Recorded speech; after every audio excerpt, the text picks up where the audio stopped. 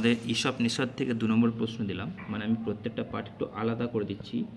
বিশেষ করে আমি সংস্কৃতের এই জন্য করছি যে একটা টাফ বিষয়, তো ওই জন্য তোমাদের একটু আলাদা করে দিচ্ছি। দেখো, ঈশপ নিষদ থেকে কোশ্চেন্স যেগুলো আছে মাত্র কয়েকটা কোশ্চেন্স কিন্তু, হ্যাঁ, বেশি কোশ্চেন্স কিন্তু নেই।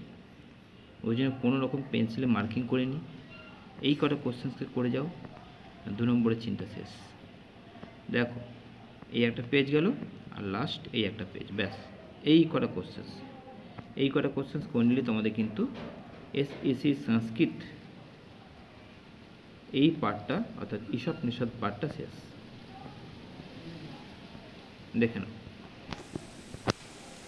কোনো পেন্সিল দিয়ে মার্কিং করে নিই, কারণ হচ্ছে বেশি কোশ্চেন্স নেই, তো এর মধ্যে ইম্পর্টেন্ট আমি কি বাঁচবো। অনেক কোশ্চেন্স থাকলে সেখানে কিন্তু আমি আদার সাজেশনস যেগুলো আছে, অনেক কোশ্চেন্স আছে সেখানে কিন্তু আমি কমিয়ে দিয়েছি দাগ দিয়ে, কিন্তু এইখানে আমি কমাইনি। কোশ্চেন্স দেখো, তোমরা নিজেরাই দেখতে পাচ্ছ, বেশি কোশ্চেন নেই, এই কটা কোশ্চেন্স করাই যায়, এই কটা কোশ্চেন দেখে নাও, ব্যাস তোমাদের 2 নম্বরের ঝামেলা শেষ। চলো, ভালো থেকো, সুস্থ থেকো।